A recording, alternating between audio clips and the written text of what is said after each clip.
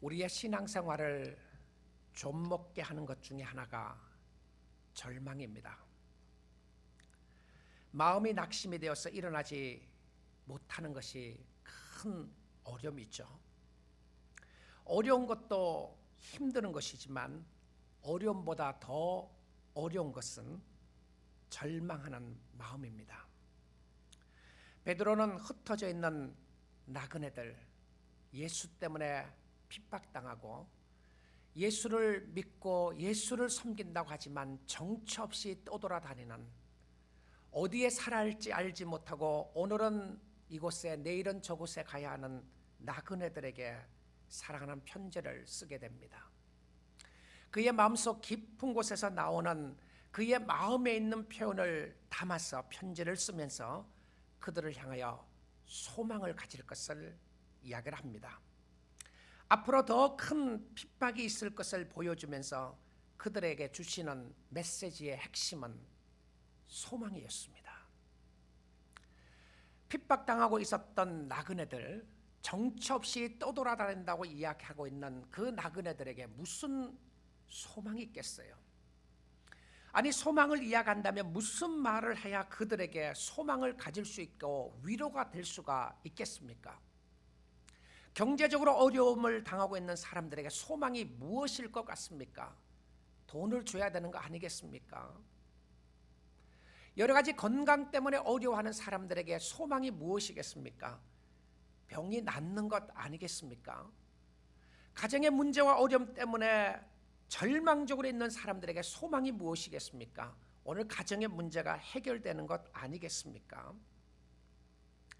근데 베드로는 소망이 무엇인지를 설명을 합니다. 그들에게 산 소망을 가지기를 원하고 그 소망에 대하여 오늘 이 편지는 시작을 하고 있습니다. 진 폴 sartre라고 하는 철학자가 있습니다. 그가 쓴 No Exit, 출구가 없다라고 하는 이 희극, 연극을 보게 되면요, 거기서 그는 지옥에 관한 이야기를 합니다. 이 지옥에 관한 장면을 설명을 하면서 두 여인과 한 남자가 한 방에 있게 됩니다. 그리고 영원토록 거기에 살게 돼 있었어요. 근데 그들은 잠을 자지 못합니다. 그리고 눈에 눈꺼풀이 없어서 눈을 감을 수가 없게 됩니다. 여러분, 한번 24시간 눈 안 감고 있다고 한번 상상해 보십시오. 그런 적이 있으셨나요? 24시간 눈을 감을 수가 없었다. 물론 눈 깜빡이는 거 외에 잠잘 수가 없었다. 이 세 사람이 서로가 자기가 잘났다고 하고 다른 사람이 잘못했다고 비난하며 싸우게 됩니다. 하루 싸우는 것도 아니고 영원토록 싸운다. 여기서 그는 이런 표현을 쓰게 돼요. Hell is other people. 지옥은 곧 다른 사람이다. 이런 표현을 씁니다. 지옥은 곧 다른 사람이다. 그러니까 나에게 힘들게 하는 사람, 그 사람 자체가 나에겐 지옥이다. 혹시 여러분 이 말에 공감하고 있는 사람 없으시죠? 지옥은 내 옆에 있는 사람이다. 내 옆에 있는 아내가 있고 남편이 있다면 저기 지옥에 따로 없지, 저기 지옥이다. 이게 참 굉장히 곤란한 이야기죠. 근데 사르트는 크리스찬이 아니었습니다. 그리고는 그는 또 이야기를 합니다. Hell begins when hope ends. 지옥의 시작은 소망이 끊어지는 그 순간부터이다. 이분은 예수를 믿는 사람도 아니었고 크리스찬이 아니었는데 실존주의적인 어떤 철학자가 이 표현을 이야기하면서 결과적으로 해열이라고 하는 것은 소망이 끊어지는 거기서부터 시작한다고 이야기합니다. 단테의 신곡에도 지옥의 문 위에 큰 글씨로 쓰여져 있었습니다. 이곳에서부터는 모든 소망을 버리라고 말입니다. 소망이 없는 곳이 지옥이 아닙니다. 예수가 없는 곳이 지옥이고요. 소망이 없는 것은 예수가 없기 때문에 소망이 없는 것입니다. 바로 사도 베드로가 말씀을 해주고 싶었던 것은 우리에게 진정한 소망은 그리스도인데 그리스도가 없는 것은 절망이고 소망이 없다는 것을 이야기합니다. 그래서 베드로가 우리로 하여금 기억하기를 원해서 단순히 이 말씀 가운데 소망이라는 단어를 쓰지 않고 산 소망이라고 이렇게 표현하고 있어요. living hope라고 이렇게 이야기합니다. living hope다. 그러면 베드로가 living hope라고 하는 표현을 썼을 경우에는 dead hope가 있다는 것이죠. 그렇죠? 산 소망이 있으면 죽은 소망도 있다는 것입니다.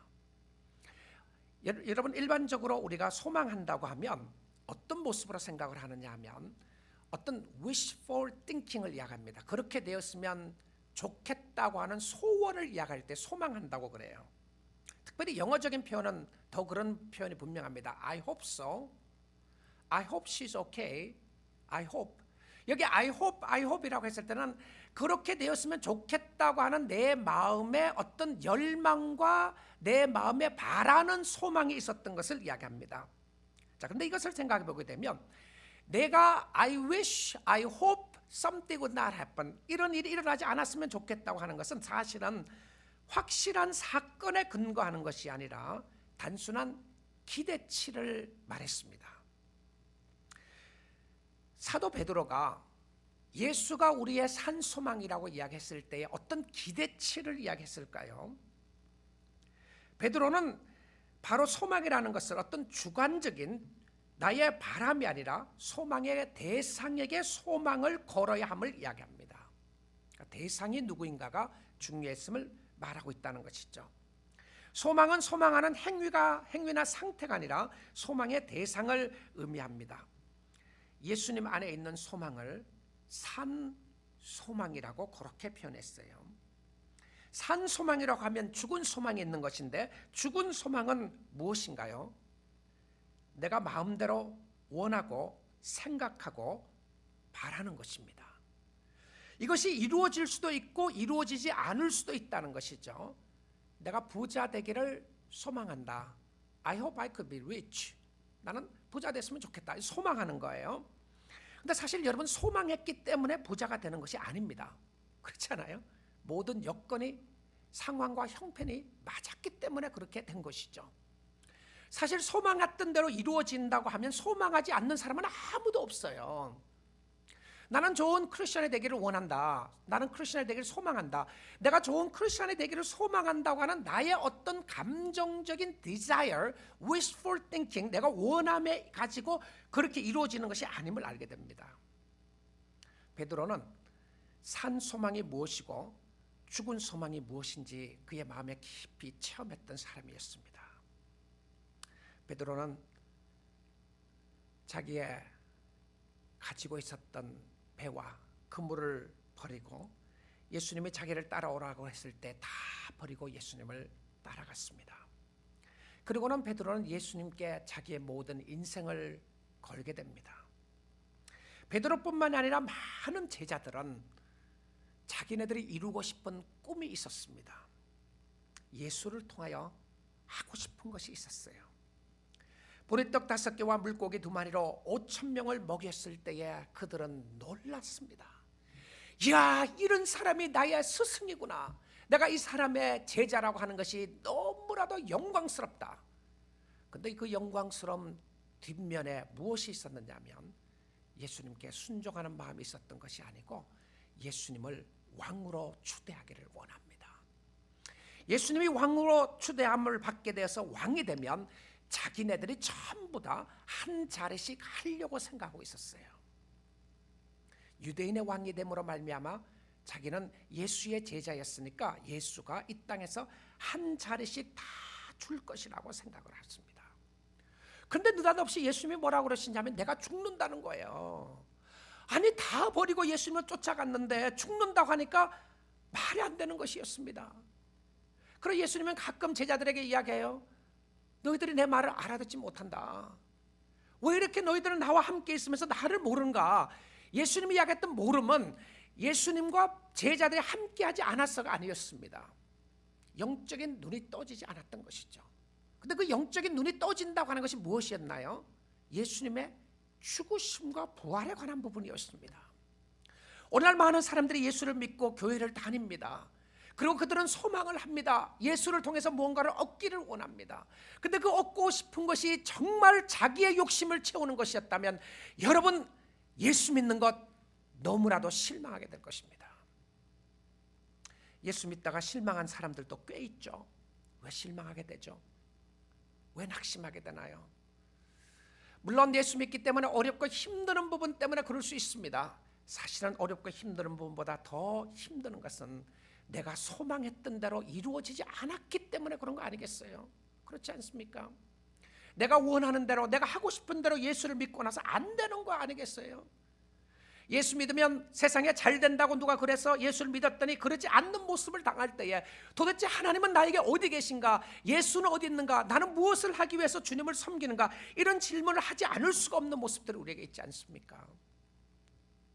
예수 믿다가 실망된 사람들 많죠. 예수 믿는 것은 받은 증거 많도다. 근데 증거가 뭐가 있어요? 자, 예수님의 제자들이 그런 모습으로 나아가는데 예수님이 십자가에 못 박혀 죽는 것이었습니다. 예수님이 십자가에 못 박혀 돌아가시는 것은 그 당시에 가장 참혹하고 치욕스럽고 가장 악한 죄인이 죽는 형벌틀이었습니다. 예수께 모든 것을 드리고 바치고 예수를 따라가는데 예수가 죽는 거예요. 여러분, 그들이 느꼈던 절망감이라고 하는 것은 이루 상상할 수가 없었을 것입니다. 베드로와 제자들은 절망이었습니다. 베드로의 모든 소망의 끝은 예수 그리스도의 죽음이었습니다. 그가 스스로 이 소망을 가질 수가 없는 것을 그는 알고 있었어요. 예수님은 그에게 깨닫기를 원했던 것이 있었습니다. 진정한 소망은 죽음을 통하여 오는 것임을 보여주었던 것이었습니다. 소망은 그가 가지고 있는 것이 단순히 소망을 가지는 부분이 아니라 베드로의 소망은 예수의 부활이었습니다. 그래서 베드로는 담대하게 이야기를 합니다. 우리 주 예수 그리스도의 아버지 하나님을 찬송하리로다. 누구에게 편지를 쓰는 것이라고요? 흩어진 나그네입니다. 힘들어하고 어려워하고 고통당하고 있는 나그네들에게 편지를 쓰면서 그의 많으신 긍휼대로 예수 그리스도를 죽은 자 가운데서 부활하게 하심으로 말미암아 우리를 거듭나게 하사 산소망이 있게 하시며, 그 산소망의 근거가 어디에 있었습니까? 부활에 있었습니다. 부활의 소망은 어떻게 나타났는가요? 그것은 우리의 삶을 변화시키는 능력으로 나타났습니다. 지금 예수 때문에 흩어져 있고 고통 가운데 있는 사람들에게 베드로가 보여주고 싶은 것은 소망이었는데 이 산소망이 그들의 삶을 변화시키는 능력이 있는 것을 베드로는 알았어요. 이 말씀으로 말미암아 소망은 변화시키는 힘을 가지고 있고 능력을 가지고 있는 것을 알았는데 오늘 여러분의 삶을 변화시키고 오늘 여러분의 삶을 이겨나갈 수 있는 힘은 바로 부활의 소망인 줄 믿습니다. 부활의 능력, 예수 그리스도의 부활의 능력이 우리의 심령을 변화시키고 새롭게 하는 능력임을 보여주고 있다는 것이죠. 자, 이 산소망이 어떻게 우리의 마음속에 살아나게 되나요? 어떻게 산소망을 가질 수가 있게 되죠? 베드로는 이렇게 고백을 합니다. 이 산소망은 우리의 거듭남이라고 이렇게 되어 있어요. 우리를 거듭나게 하사 산소망 있게 하시며, 그러니까 산소망이 우리의 마음속에 살아나게 되는 것은 거듭남이라고 이야기를 합니다. 여러분, 산소망을 갖기 위해서 해야 되는 것은 무엇이었냐면 성령의 역사로 거듭나야 되는 거예요. 거듭나지 않고서는 산소망을 가질 수가 없습니다. 소망이 우리의 마음속에 살아나는 역사가 거듭남이었는데 이 거듭남은 그리스도의 죽으심과 부활로 함께 오게 되었다는 사실입니다. 여러분, 생각해 보시게 되면 예수님의 부활과 2000년 이후에 나의 부활과 나의 삶과 무슨 상관이 있죠? 여러분, 한번 깊이 한번 생각해 보십시오. 2000년 전에 십자가에 돌아가신 예수 그리스도와 오늘 나의 삶과는 무슨 소양이 있습니까? 무슨 상관이 있죠? 죽은 사람, 그 사람과 무슨 관계가 있습니까? 죽었을 때에는 나에게 아무것도 할 수 없습니다. 죽었으니까요. 죽은 사람이 나에게 해줄 수 있는 거 아무것도 없어요. 근데 살아있다면 다른 이야기입니다. 그래서 예수님의 부활을 이야기를 하는데요, 우리의 옛 모습으로 옛 사람으로는 소망을 가질 수가 없습니다. 여러분, 예수 안 믿는 사람들에게 희망하는 것은 있을 수 있지만 그들에게 베드로가 이야기하는 산 소망은 없어요. 왜 그러냐면 이 진정한 산 소망은 예수 그리스도와 관계를 통하여 그리스도의 부활을 통하여 우리의 심령 속에 거듭남이 있을 때만 가능한 역사였던 것을 보게 됩니다. 그런데 이 거듭나는 역사가 무엇이죠? 내가 어떻게 거듭나게 되는가? 오늘 여기 1장 23절에 보게 되면 이렇게 되어 있습니다. 너희가 거듭난 것은 썩어질 씨로 된 것이 아니요 썩지 아니할 씨로 된 것이니 살아있고 항상 있는 하나님의 말씀으로 되었느니라. 여기에 23절에 보게 되면 우리의 심령이 거듭나게 되는 역사를 이야기하면서 이것은 신비한 거듭남인데 이 신비한 거듭남은 말씀의 역사였다고 이야기합니다. 우리의 심령 속에 하나님의 말씀의 역사가 우리의 마음 가운데 있을 때에 말씀이 살아 움직임으로 말미암아 나의 심령을 변화시키는 나의 심령을 새롭게 하는 거듭남의 역사가 있다고 이야기하는 거예요. 그래서 여러분 말씀을 들어야 합니다. 왜냐하면 말씀을 통해서 거듭남의 역사가 있었기 때문에 그랬어요. 그래서 베드로는 이런 고백을 씁니다. 산 소망, 산 말씀, 산 믿음, 산 증인. 여기 베드로가 강조하고 싶었던 것은 living, 살아있다고 하는 표현을 쓰면서 죽어있는 모습이 아니라 생명력이 있는 모습을 가지고 우리에게 설명하고 있다는 것입니다. 그런데 이 산 소망은 우리에게 무엇을 주게 되나요? 우리가 어떻게 하면 산 소망을 지속적으로 가질 수 있게 됩니까? 산 소망은 우리로 하여금 무엇을 보게 합니까? 오늘 여기 본문 말씀에 놀라운 메시지가 선포되고 있는데 이 산 소망이 우리에게 무엇을 주느냐 하면 이 산 소망은 기업을 준다고 되어 있습니다. 유업을 있게 하시나니 유업을 준다고 되어 있어요. 자, 우리가 예수 그리스도 안에서 거듭나게 되면 기업을 선물로 받습니다. 유산을 받아요. 유산을 선물로 받게 되는데 여러분 세상에 있는 것 아닙니다. 유업은 땅이나 집이나 돈을 이야기하지 않습니다. 우리가 상속이라고 이야기를 하면 내가 부모로부터 상속을 받는다고 이야기했을 때 주로 상속을 이야기하면 물질을 이야기합니다. 돈을 받았다거나 혹은 뭐 땅을 내가 소유로 받았다거나 대대로 물려받는 기업을 이야기할 수 있습니다. 근데 저는 부모님으로부터 물려받은 건 아무것도 없어요. 아직 아버님이 살아계시긴 하지만 제가 확실히 아는 것이 있습니다. 제 아버님으로부터 제가 받을 수 있는 돈 하나도 없는 거 압니다. 내가 도와줘야 될 입장인데요. 저 어머님 돌아가시고 나서도 제가 돈 받은 거 하나 없습니다. 그리고 지금도 없고요. 저는 물려받을 부자가 되기는 글렀습니다. 왜냐하면 유산으로 받을 게 아무것도 없으니까요. 근데 저는 부모님을 통해서 정말 물려받은 아름다운 유산이 있습니다. 그것은 바로 신앙의 유산이었습니다.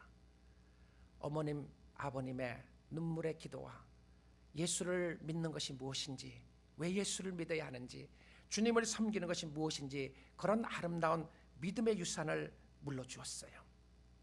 세상에 없는 겁니다. 세상에 가질 수 없는 것이었죠. 자, 유업을 이야기하면서 이 유업은 베드로가 잊지 말고 우리로 하여금 엉뚱한 생각하지 말고 딴 생각하지 말도록 하기 위해서 이 유업이 뭐라고 그러냐면 이 유업은 하늘에 속한 것이라고 이렇게 못 박았어요. 여러분 예수 믿으면서 이 땅의 유업을 받으려고 자꾸 노력하면 실망하게 될 겁니다. 유업은 우리의 진정한 유업은 세상에 있는 거 아닙니다. 하늘에 있는 거예요. 하늘에 속하여 있다고 베드로가 다시 못을 박으면서 이야기를 합니다. 곧 너희를 위하여 하늘에 간직하신 것이라. 하늘에 간직했다고 그래요.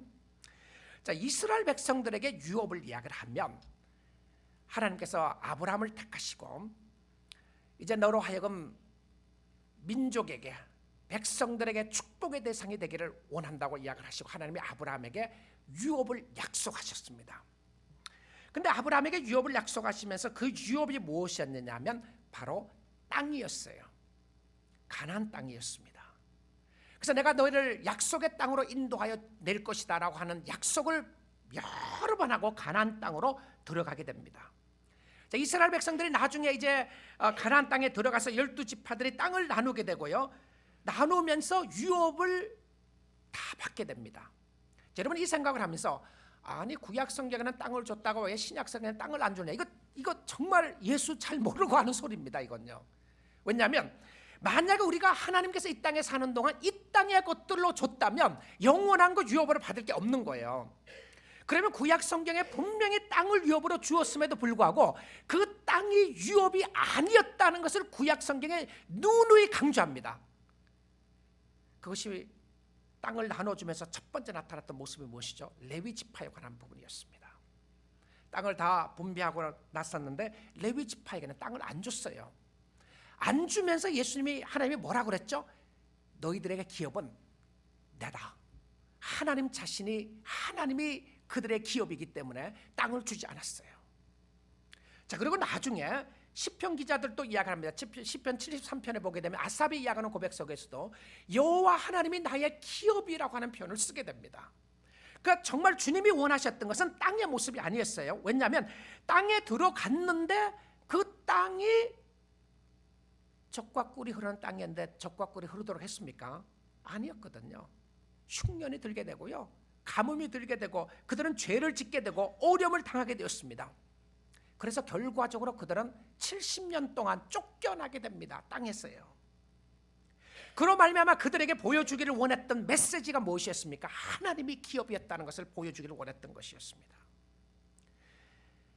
정처 없이 떠돌아다니는 사람들에게 소망을 줍니다. 그들은 거지가 아니라 하늘의 유업을 가지고 사는 사람이었습니다. 사랑하는 성도 여러분, 아무리 어려워도 여러분은 거지가 아닙니다. 아무리 많이 가져도 하나님 없으면 여러분은 거지입니다. 하늘에 가지고 갈 것 아무것도 없어요. 있다고 너무 자랑하며 살지 마세요.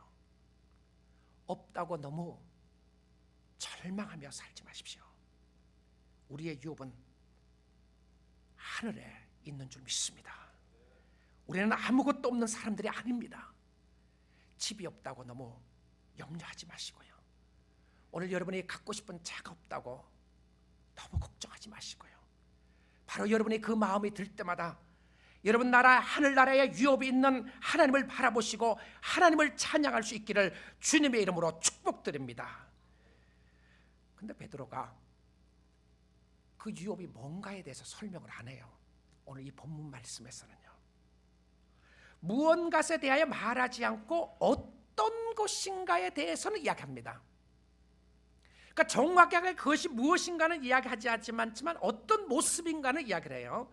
자, 그러면 하나님이 우리에게 주실 유업이 무엇일까? 다이아몬드일까? 다이아몬드 천국 가면 있습니다. 다이아몬드 그거는 여러분 원하는 데 다 가지세요. 제가 자신 있게 이야기할 수 있습니다. 그리고 천국 가면 그거 아무도 원하지 않을 거예요. 왜냐하면 천국의 길바닥에 다 다이아몬드 깔려 있다는데 그거 뜯어갖고 뭐 하겠습니까? 그런 거 팔 수 있는 것도 아닌데, 그렇잖아요. 내가 가치라고 하는 것은 내가 가지고 있는 가치를 가지고 팔 수 있는 바잉 파워가 있어야 가치가 있는 거잖아요. 그렇지 않습니까? 돈이 왜 가치가 있죠? 바잉 파워가 있는 거죠. 살 수 있는 파워가 있기 때문에 가치가 있는 것이잖아요. 근데 바잉 파워가 없는데 그거는 휴지 쪽입니다. 누구인데 팔 거며 내가 살 수 있는, 사야 될 이유도 없는데 무슨 의미가 있겠어요? 집인가요? 어떤 사람이 이야기하기를 천국에 가면 자기는 최고층짜리 집에 산다고 그러는데 그런 말 듣지 마세요. 그 성경에 있는 말 아닙니다. 옷인가요? 차인가요? 비행기? 천국에 어디 가고 싶을 때 비행기를 타고 갈까요? 여러분 날아갈 거니까 걱정 안 하셔도 됩니다. 이것으로는 설명할 수가 없는 것이죠. 근데 베드로는 이 말씀을 가지고 설명을 하면서 유업이 무엇인가에 가지고 세 가지를 가지고 설명을 딱 합니다. 첫째는요, 이 유업에 대해서 이야기하면서 썩지 않는 것이라고 이야기해요. 썩지 않고, 4절에 그렇게 돼 있죠. 여러분 구약 성경에 이스라엘 백성들에게 주었던 기업은, 땅은 원수들이 쳐들어와서 땅에 썩게 되었습니다. 버려지게 되었어요. desolate, 버려지게 되었습니다. 세상에 있는 것은 다 썩어 없어지게 됩니다. 불이 타게 되고요. 그래서 요한계시록에도 마지막 때에 새하늘과 새 땅을 이야기하면서 이 땅에 있는 것은 다 불에 녹아버린다고 하는 표현을 쓰게 돼요. 다 녹아버린다. 썩지 않는 것은 죽음과 부패로부터 보호함을 받는 것이죠. 그렇죠? 죽음과 부패로부터 보호함을 받는 것이 썩지 않는 것인데요. 두 번째는 뭐라고 되어 있냐면 더럽지 않는다고 되어 있습니다. 더럽지 않다. 이사야는 이스라엘 백성들이 죄를 지음으로 말미암아 땅을 더럽혔다고 이야기합니다. 예레미야도 하나님이 기업으로 주신 땅을 더럽혔다고 이야기해요. 그래서 70년 동안 땅을 쉬게 했습니다. 부정되거나 더럽히지 않는 기업이 있다는 것을 이야기해요. 세 번째, 그는 뭐라고 이야기하냐면 썩지 않고 더럽지 않고 쇠하지 않는다고 되어 있습니다. 쇠하지 않는다고 하는 것은 마르지 않고 썩지 않는다는 표현입니다. 마르지 않는다는 거예요. 아무리 아름다운 꽃도 며칠 지나면 마릅니다. 여기 있는 꽃도 물은 있지만 뿌리가 없기 때문에 며칠 지나면 이 꽃도 마르게 되어 있습니다. 그런데 이 마르지 않고 썩지 않고 쇠하지 않는 것이 도대체 무엇이죠? 이것이 무엇입니까? 손에 잡히는 것으로 말하면 새하늘과 새 땅일 것입니다. 다이아몬드, 진주, 각종 보석이 깔려 있는 곳이고요. 본문의 내용으로 보게 되면 이것이 무엇이냐면 구원이었습니다. 하나님이 베풀어 주신 구원이 썩지 않고 더럽히지 않고 쇠하지 않는 기업이었어요. 그 구원은 나의 기업입니다. 하나님은 나의 기업이었어요. 그래서 하나님을 붙잡고 계시는 건데 구원의 가장 중심에 있는 것이 무엇이죠? 우리의 기업 대신 예수 그리스도입니다. 예수 그리스도예요. 하나님을 소유한 것은, 예수님을 소유한 것은 모든 것을 소유했다고 베드로가 고백할 수 있었던 것이 바로 그것이었습니다. 예수님을 소유한 것은 내가 모든 것을 소유하고 있다. 예수님을 소유하지 않는 것은 나는 아무것도 소유하지 않았다. 이렇게 볼 수 있는 것이겠죠. 소망은 무엇인가요? 우리의 소망의 확신은 무엇이죠? 믿음으로 말미암아 하나님이 보호하신다고 되어 있습니다. 5절입니다. 너희는 말세에 나타나기로 예비하신 구원을 얻기 위하여 믿음으로 말미암아 하나님의 능력으로 보호하심을 받느니라. 하나님이 우리에게 이런 영원한 소망, 살아있는 소망을 주셨는데 문제는 뭐죠? 우리의 현실과는 너무나도 거리가 있는 것 같다는 생각 때문에 어렵습니다. 예수 믿고 신앙생활하기 어려운 것 중에 하나가 내가 믿음이라는 것하고 현실이 너무 갭이 많다는 것 때문에 어려워하는 거 아니겠습니까? 우리가 지금 당하고 있는 힘든 것들, 우리가 당하고 있는 아픔들, 우리가 당하고 있는 근심과 걱정, 좌절, 절망, 고통들을 어떻게 해야 하는 거냐? 어떻게 해야 합니까? 산 소망이 있다면 지금 당장 이 모든 문제가 해결되어야 되는 것 아닙니까? 예수님이 진정한 산 소망이라면 나의 삶 속에 일어나는 많은 고통과 아픔의 문제가 하루 순간 해결되는 것 아니겠습니까? 여기에 대한 구체적인 답은 다음 주에 말씀을 통해서 보도록 하겠습니다. 하나님의 고난을 통하여 우리의 믿음을 연단하며 소망을 이 땅에 두지 말고 하나님께 두게 하기 위함이라고 성경은 베드로는 설명하고 있어요. 다음 주 말씀입니다. 근데 오늘 주시는 말씀이 무엇이죠? 어떻게 이 갭을 메꿀 수가 있느냐는 것입니다. 믿음이라는 것과 소망이라는 것과 현실의 갭을 어떻게 메꿀 수가 있는 것인가? 성경은 이렇게 이야기합니다. 그것은 믿음으로 말미암아 하나님의 능력으로 보호하심을 받는다고 이야기하고 있어요. 우리는 지금 힘들어서 죽겠습니다. 소망이 없는 것 같고요. 어려움의 연속인 것 같아요. 근데 성경은 뭐라고 하냐면 하나님의 능력이 여러분의 심령 가운데 지금 함께하고 있다고 말씀해주고 있는 거예요. 자, 여러분 이 말씀을 체인의 어떤 모습을 한번 생각해 보십시오. 체인.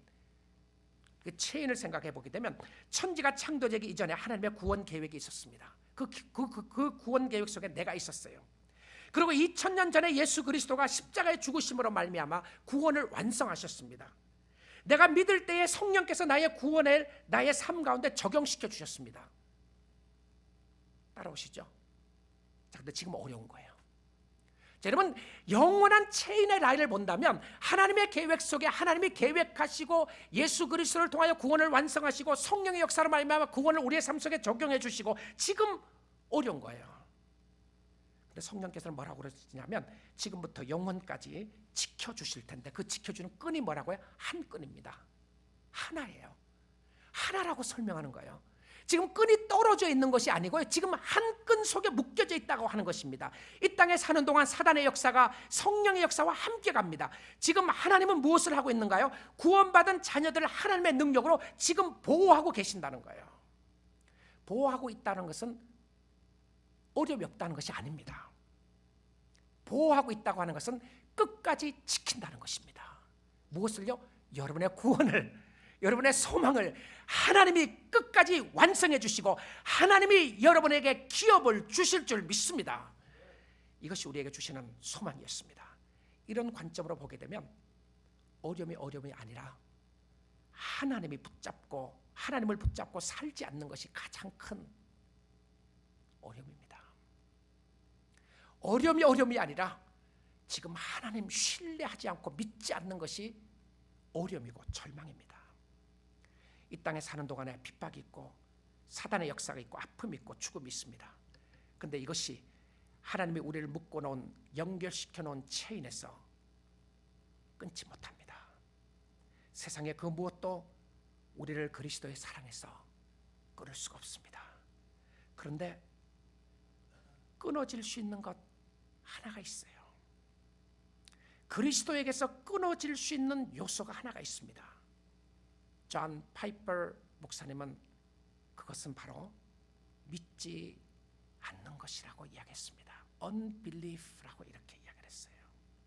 믿지 않으면 끊어집니다. 믿지 않으면 끊어져요. 아무리 예수님이 함께 하심을 말해도 여러분이 주님을 믿지 않고 신뢰하지 않으면 역사가 일어나지 않습니다. 예수님이 잡히시던 날 밤에 베드로에게 이야기하셨습니다. 네가 나를 3번 부인하게 될 것이다. 베드로는 예수님께 담대하게 이야기했습니다. 선생님, 결코 그런 일이 없을 것입니다. 예수님이 그때 뭐라고 그랬는지 아세요?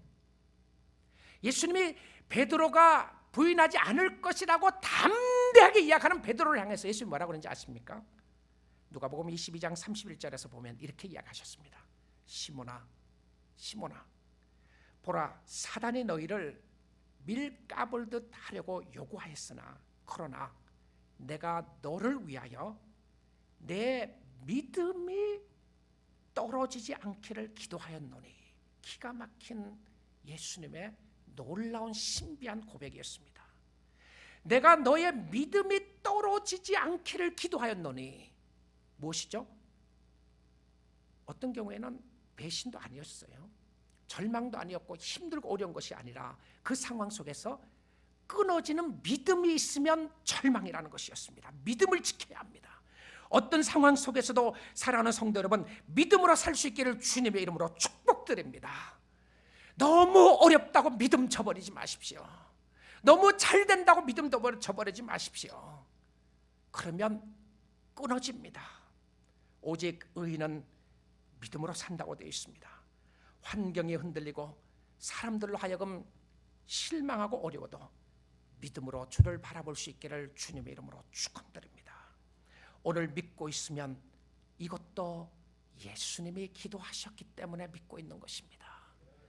여러분의 믿음이 대단해서 믿고 있는 것이 아니라 예수님이 떨어지지 않게 내가 너를 위하여 기도하신다고 그러셨어요. 오늘도 주님이 여러분을 위하여 간구하시는 그 주님의 음성을 생각하시고 주님을 바라보시면서 믿음으로 살 수 있기를 원합니다. 바로 예수 그리스도가 여러분의 산 소망입니다. 기도하겠습니다.